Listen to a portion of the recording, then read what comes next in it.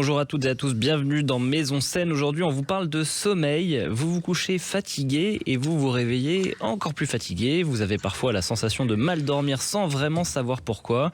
Et bien si le problème ne venait pas uniquement du stress ou des écrans, mais aussi de votre chambre et de la qualité de l'air que vous respirez pendant la nuit.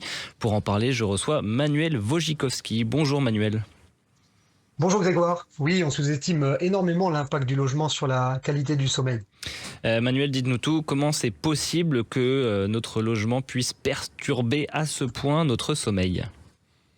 Eh bien, pendant la nuit, on passe 6, 7, parfois 8 heures dans une pièce fermée. Et durant ce temps, nous respirons, nous produisons de l'humidité, du CO2 et de la chaleur.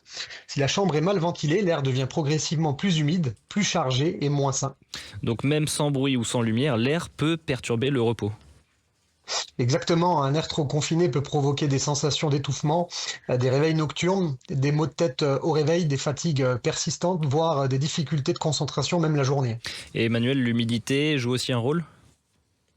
Oui, énormément. Une chambre humide favorise les acariens, les moisissures et une sensation de froid inconfortable. Certaines personnes se réveillent avec le nez bouché, avec la gorge irritée ou une toux légère, sans faire le lien avec leur environnement. Est-ce qu'il y a des signes qui doivent nous alerter dans notre chambre ? Oui, bien sûr, Grégoire. Ça peut être parfois de la buée sur les vitres le matin, une odeur de renfermé, des murs froids.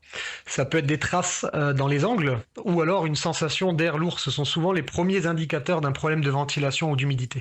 Manuel, on en avait déjà parlé. Le problème, c'est qu'en pensant bien faire, on a tendance à se dire qu'il faut chauffer plus le logement. Oui, oui, tout à fait. Et malheureusement, chauffer sans renouveler l'air ne règle pas le problème. En fait, on réchauffe un air qui est déjà dégradé et dans une pièce trop chaude ou trop humide, le sommeil est souvent moins récupérateur. Dites-nous tout, c'est quoi les bons réflexes pour mieux dormir ?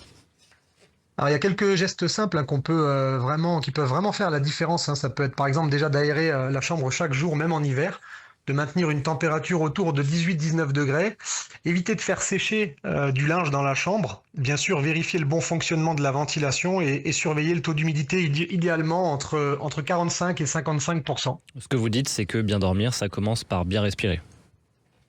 Oui, exactement, Grégoire. En fait, le sommeil, ce n'est pas seulement le matelas ou le silence, hein, c'est aussi la qualité de l'air que notre corps respire pendant plusieurs heures. Manuel, le bon réflexe, c'est... Eh bien, si vous vous réveillez fatigué chaque matin, écoutez votre corps, mais regardez aussi votre chambre parce qu'un logement sain, c'est parfois le premier pas vers un sommeil récupérateur. Merci Manuel Wojcikowski, directeur national de la formation des experts chez Murprotec. Et à vous qui nous écoutez, rendez-vous sur maison-seine.fr si vous avez des questions. À la semaine prochaine sur Sud Radio.